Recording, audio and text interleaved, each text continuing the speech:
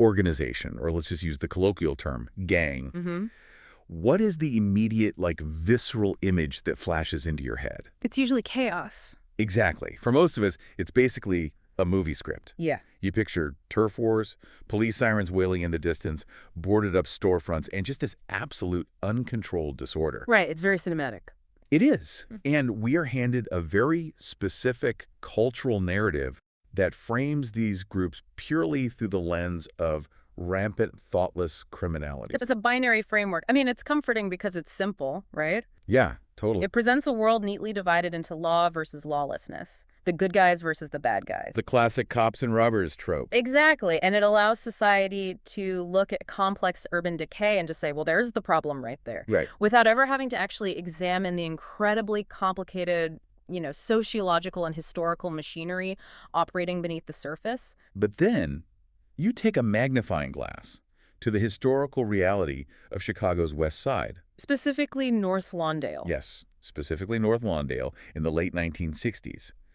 And that simplistic black and white picture just shatters into a million pieces. It really does. Because today we are looking at a historical landscape that is genuinely mind-bending. I mean, it's wild. What if I told you that one of Chicago's most infamous street organizations was, at its absolute peak, operating as a Rockefeller-funded, nonprofit sovereign estate? Which just on its face sounds like a complete contradiction in terms. It sounds impossible. Yeah. But it gets even deeper. What if this organization was intentionally, methodically tuned to a specific musical frequency? A literal frequency. Right, to heal its community.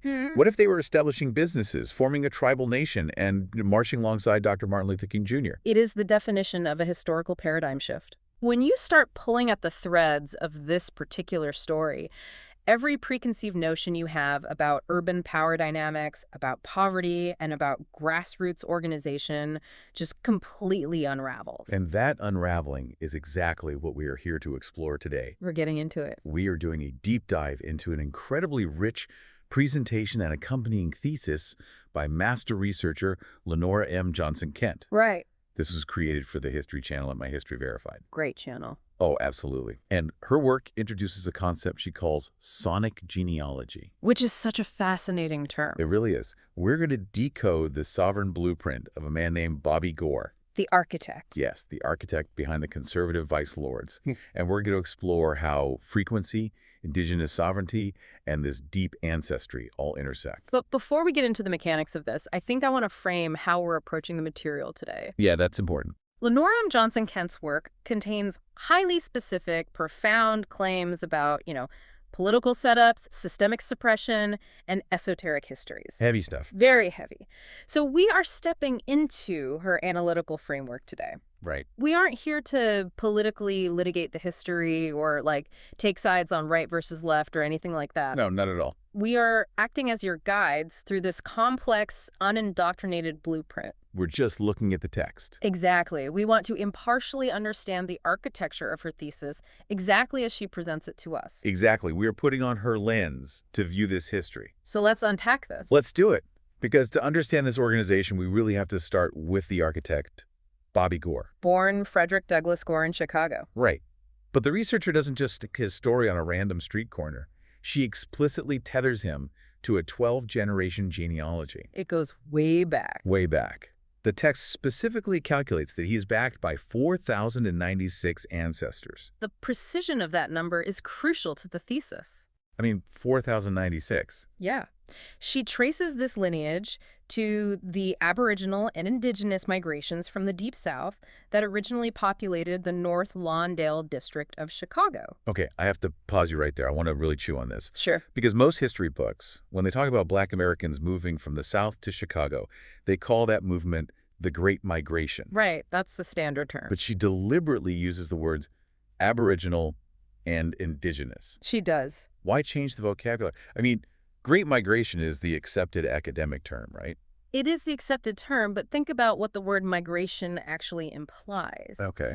A migrant is someone who leaves their home to seek refuge or opportunity in someone else's established domain. Oh, I see. Yeah. A migrant is basically asking for a seat at a table that has already been set by somebody else. Right, you're a guest. Exactly. But by shifting the vocabulary to Aboriginal and Indigenous, The researcher fundamentally changes the power dynamic of the entire story. It's a claim of ownership. 100%.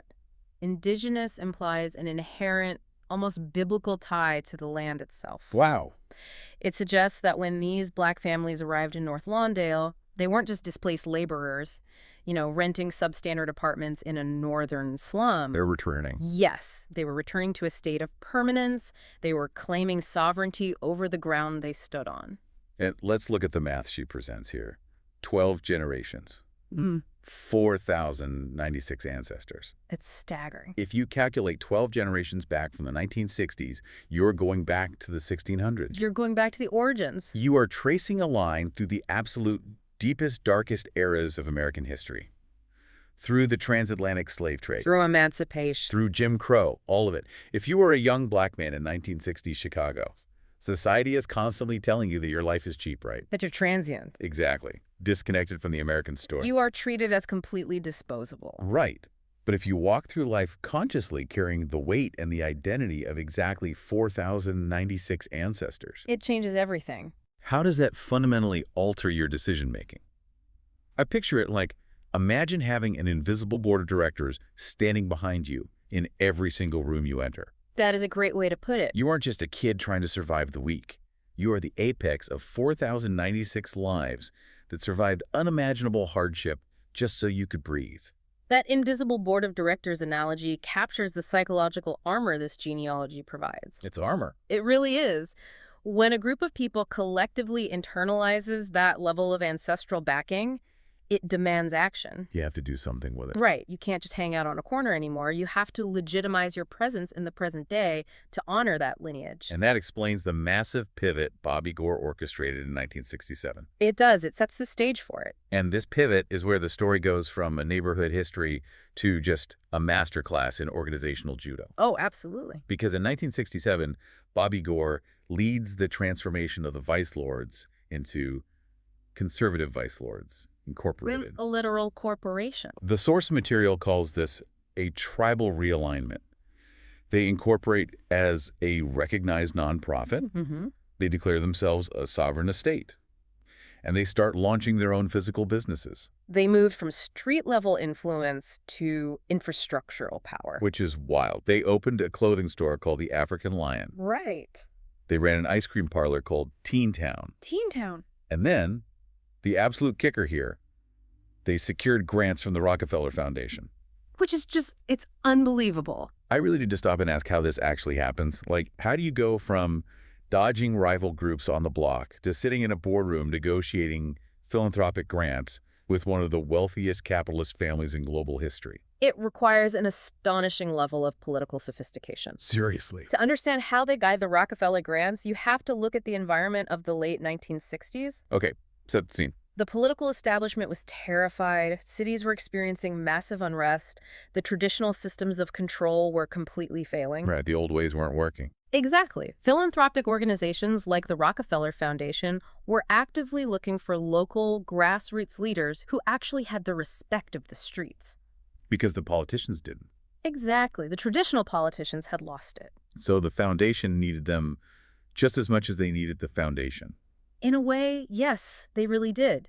And Bobby Gore realized that the establishment only respects entities that speak its language. That makes sense. If you operate merely as a street crew, the state's only language of response is the police. Force. Right. But if you incorporate as a 501c3, if you write grant proposals, if you open commercial storefronts, you force the establishment to speak to you in the language of bureaucracy, commerce, and negotiation. You force them to the table. Yes, you make yourself undeniable. Let's talk about these specific businesses, because I don't think they were chosen randomly. They definitely weren't. Let's start with the ice cream parlor. Teen Town. Yeah. In a neighborhood that outsiders are labeling a dangerous slum, why open an ice cream shop of all things? Because it is the ultimate assertion of normalcy. Normalcy. Yeah. Teen Town wasn't just about selling dessert, it was a sanctuary. I love that word for it. It was a physical space that communicated to the youth of North Lawndale that they deserved the exact same mundane, joyful, safe experiences as kids out in the affluent suburbs. It's basically de-escalating the environment. Exactly. It lowers the temperature of the whole neighborhood. And on the other side of that coin, you have the African Lion clothing store. Right. The text explicitly links this store to the promotion of self-pride and economic autonomy. They weren't just selling clothes, they were manufacturing the aesthetic of their sovereign estate. Oh, wow. Think about it.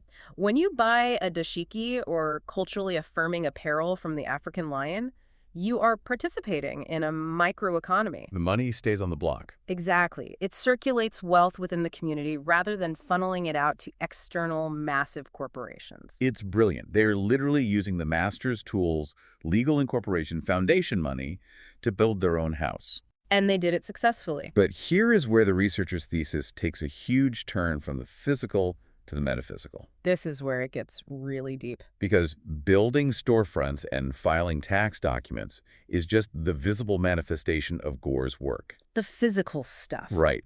The core of Lenora M. Johnson-Kent's presentation is that these physical acts were actually powered by an invisible force. The sonic element. Yes.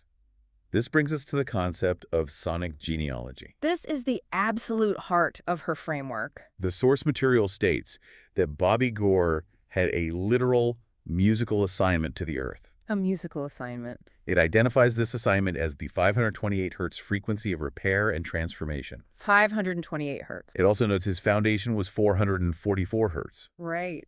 And his mission was to take a neighborhood deemed a war zone and vibrate it at the frequency of peace and racial equality, Vibrate it. ultimately transmuting it into a political powerhouse. I want to focus on that word for a second. Yeah. Transmuting. Yeah, please do, because I am really struggling to wrap my head around this sonic assignment concept. It's complex. Are we talking about literal music? Like, did they set up giant speakers on the corner of 16th and Lawndale and play a continuous 528 hertz tone? Right, right. How does a frequency transmute a neighborhood in real life? It's a phenomenal question. And while 528 hertz is known in acoustic and esoteric traditions as the miracle tone, Wait, the miracle tone? yeah, it's the literal sound wave associated with DNA repair and deep cellular healing. Oh, wow. Okay. But the researcher is applying this concept as a socioacoustic metaphor, or rather a behavioral resonance. A behavioral resonance. Unpack that for me, because that sounds intense. Okay, think about the concept of the conservation of energy in physics. Energy can't be created or destroyed. Exactly. Energy cannot be created or destroyed. It can only be transformed. Okay. The energy on the streets of North Lawndale, the hypervigilance, the anger, the raw, vibrating power of thousands of marginalized young men, Yeah, that is an immense amount of human energy. definitely. The traditional systemic approach was to try and destroy that energy through policing and mass incarceration. Which usually just creates more violent friction, right? Exactly. It backfires. Mm. Bobby Gore's genius was realizing you don't destroy the energy of the streets, you tune it. You tune it, like a radio. Yes. Think of a tuning fork. If you strike a tuning fork to a specific frequency in a room full of pianos, the specific strings on those pianos that match that frequency will begin to vibrate sympathetically. Oh, that's a great analogy. Gore acted as the tuning fork. By establishing the African Lion, by securing the Rockefeller grants, he physically changed the vibrational frequency of the leadership. So instead of the neighborhood vibrating with the static of survival and conflict, Right. he's broadcasting a frequency of communal building, Yes. and the young men in the neighborhood start vibrating sympathetically with that goal. Precisely. And the text provides an undeniable historical anchor to prove that this wasn't just some abstract feel-good philosophy. What's the anchor? It notes that under Gore's leadership, the organization marched alongside Dr. Martin Luther King Jr. during the Chicago Freedom Movement. Now that is a staggering historical reality, It really is. because marching with MLK in Chicago in 1966 was not a walk in the park. No, it was brutal. King himself said he had never seen crowds as hostile and hateful as the ones he faced in Chicago, not even in the Deep South. That is the ultimate proof of the 528 hertz frequency in action, right there. How so? To take young men who are accustomed to responding to physical threats with immediate physical force Street survival. and tune them to a frequency of strict, nonviolent discipline in the face of angry mobs throwing bricks that requires a masterful conductor. Wow. Yeah, you're literally fighting your own instincts. Exactly. That is transmuting the war zone into a political powerhouse. They took the organizational infrastructure of a street gang and deployed it as a disciplined civil rights vanguard. It is incredible. But maintaining that frequency, especially when the surrounding city is still so hostile, has to be incredibly difficult. Oh, it's a daily battle. You need constant reminders, right? You need symbols and titles to keep the community's internal dial from slipping back into the static of the streets. You need an anchor. And the source material dives deep into how they accomplish this, which brings us to a really fascinating semantic shift. Yes. The true meaning of the word Lord. This is where the genealogy connects with deep esoteric history. Okay. Because when the general public hears vice lord, they fixate on the word vice. Of course, it sounds like crime. Right. But the Sonic genealogy focuses heavily on the word lord. The researcher explains that the title Lord is a reclamation of nobility. Nobility, yes. It draws a direct parallel to Moorish and Hebrew traditions of a royal priesthood. And they paired this title with a very specific symbol, the 5-point red and gold star. The star is huge. And the text says this star represents love, truth, peace, freedom, and justice. And those 5 principles, love, truth, peace, freedom, and justice, are not random words. No, not at all. They are the exact foundational pillars of Moorish science. I need you to explain Moorish science for us, because I think a lot of people might be hearing that term for the first time. It's very possible. How does an early 20th century religious movement connect to a 1960s Chicago street organization? It's a vital piece of the puzzle. So Yeah. the Moorish Science Temple of America was founded in the 1910s by Noble Drew Ali, Okay. and he was heavily active in Chicago. Oh, so the roots were already there. Exactly. The core tenet was that African Americans were not a stateless, inherently subordinate people, Right. but rather they were the descendants of the ancient Moabites Moors who possess a rich sovereign nationality. So it was an early form of claiming an indigenous noble identity. Exactly. Noble Drew Ali taught that terms like black, colored, or Negro were essentially legal fictions. Regal fictions. Yeah, created by European colonizers to strip people of their true national descent and, keep them subjected to Jim Crow laws. Yeah.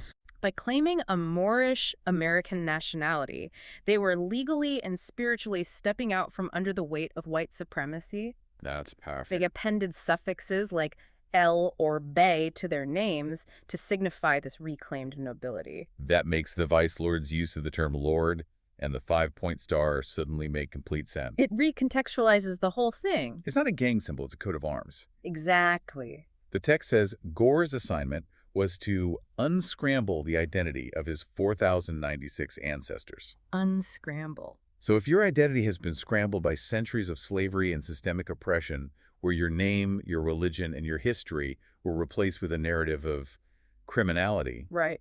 calling yourself a lord is how you unscramble the signal. It's a profound psychological intervention. It really is. If society treats you like a criminal and you internalize that, you will act in accordance with that low-frequency expectation. It's a self-fulfilling prophecy. Exactly. Yeah. But if you put on a uniform from the African lion, wear a 5-point star, and are told you are a lord, A member of a royal priesthood. right, tasked with upholding truth and justice, that demands a completely different behavioral frequency. It elevates day-to-day survival into a sacred mission. It gives them a cosmic purpose. And there is a critical counterbalance to this masculine lord energy that the researcher explicitly highlights Yes. in what we typically assume is a hyper-masculine, male-dominated structure. Which street organizations usually are. Exactly. The text points out that there was a matriarchal frequency anchoring all of this. The Mother of Lawndale. Yes. It mentions the Mother of Lawndale frequency. I am so glad you brought that up because it is essential to the blueprint. How so? Bobby Gore's 528 hertz healing frequency could not exist in a vacuum of masculine energy. So what does this Mother of Lawndale frequency actually look like in practice? Is this like an auxiliary group of women, or is it a philosophical concept?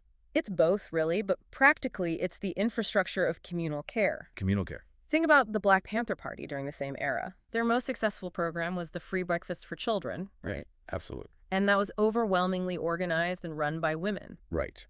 You cannot have a sovereign estate without a community to govern, and you cannot have a functioning community without a matriarchal safety net. It just falls apart. Exactly. The mother of Lawndale frequency represents the mothers, the grandmothers, the neighborhood women who actually fed the kids. The ones doing the invisible labor. Yes. They mediated neighborhood disputes. They provided the nurturing environment that allowed the men to engage in this high-level political restructuring. It's basically the grounding wire for the entire electrical system. That's a perfect way to describe it. Without the matriarchal anchor, the 528 Hz frequency has no roots to grow from. Precisely. It was a holistic ecosystem. Okay, so we have this magnificent ecosystem mapped out. Right. We have Body Gore conducting the 528 Hz frequency of repair. We have the physical infrastructure of Teen Town and the African lion. We have the Moorish nobility unscrambling ancestral identities. All anchored by a matriarchal safety net. It sounds like a utopian blueprint for urban independence. It really does. But we know from history that this isn't how the story ends. Unfortunately, no. Frequencies can be hijacked. They can. And the text details exactly how this frequency was distorted from within, leading to a massive ideological shift. Yes. The narrative structure of the researcher's presentation takes a sharp, analytical turn here when we look at the evolution of leadership. The transition of power. She contrasts Bobby Gore's foundational communal frequency with that of a later leader, Willie Lloyd. Willie Lloyd. Now, the text notes that he operated under a very different title. Very different. He called himself the King of Kings. Right. The researcher states he represented a Hebrew Davidic frequency, which she frames as a distortion of the original vision. A major distortion. Lloyd wrote a manifesto from prison called the Amalgamated Order of Lordism. Written from behind bars. And the text explicitly states that this manifesto attempted to codify the Lord frequency into a rigid imperial structure, mirroring the ancient Hebrew kings. The contrast here is staggering, isn't it? We're moving from a model of tribal sovereignty to a model of monarchy. It's like going from an open-source, community-led network under Gore to a strict, top-down, absolute dictatorship under Lloyd. Yes. I look at this and I have to ask, why? It's the big question. Why do movements born out of grassroots healing so often crystallize into rigid empires? Well, And specifically, how does a man sitting inside a prison cell manage to fundamentally alter the frequency of an organization operating on the streets of Chicago? to answer that, we have to analyze the environment's impact on the frequency. Okay, let's do that. This is where the researcher's distinction between the two eras is so vital. Right? Bobby Gore was operating in the community. His 444 Hertz Foundation was built on physical infrastructure, Opening stores, managing grants. organizing marches. It was expansive and communal. Willie Lloyd, however, authored the Amalgamated Order of Lordism while incarcerated. He is operating from an environment of total sensory and physical restriction. Exactly. The American prison system is the ultimate rigid, top-down, imperial structure. It strips the individual of all autonomy. When you are confined to a cell, relying on smuggled kites, messages or instructions passed during brief visits, you cannot manage a community garden. You cannot oversee an ice cream parlor. Because you completely lack soft power. Right. When you lack the physical proximity to lead through soft power and communal care, you have to resort to hard power. You have to rule by fear or decree. You have to rule through absolute edict. The extreme restriction of the prison environment necessitated the creation of a highly codified, rigid framework. The Amalgamated Order. Yes, the Amalgamated Order of Lordism was a way to bridge the prison walls. Ah, I see. By declaring himself the King of Kings and leaning into a Hebrew Davidic kingly structure, Lloyd was projecting unchallengeable divine authority from a place of physical powerlessness. It's fascinating, and honestly, it's tragic. Very tragic. Because to maintain control from a cage, he had to essentially recreate the hierarchy of the cage out on the streets. Exactly. The tribal nation became an empire. And the focus shifted from communal sovereignty to strict obedience to a central figure. It scrambled the original signal entirely. It was an internal distortion. But we must be very clear here. Yeah. This internal shift did not happen in a vacuum. No, it rarely does. It was, in many ways, accelerated by external pressures because the systemic power structure of Chicago, Oh, right. they were actively working to scramble the sovereign estate's signal from the very beginning. Which brings us to the climax of Lenora M. Johnson Kent's thesis. The system scramble. The pushback. The text states unequivocally why the establishment felt threatened. Mm-hmm. It argues that the system feared the conservative vice-lord model because it proved that indigenous Aboriginal people could govern themselves, manage their own wealth, and activate their own political bloc without relying on state dependency. And we really need to look at what that actually means in the context of Chicago politics at the time. Yeah, right. The machine. The city was run by the Daley machine. Mayor Richard J. Daley's political machine relied entirely on patronage and dependency. So the triple threat the CVO posed was self-governance, independent wealth, and political activation. Exactly. If a marginalized community relies on state welfare, the machine controls them. Right. If they rely on the city for policing, the city controls them. Right. But if Bobby Gore's organization is managing its own wealth through businesses, policing its own streets through the sovereign estate model, and activating politically, They sever their dependency on the machine. from the perspective of the systemic power structure, this is an existential threat to the status quo.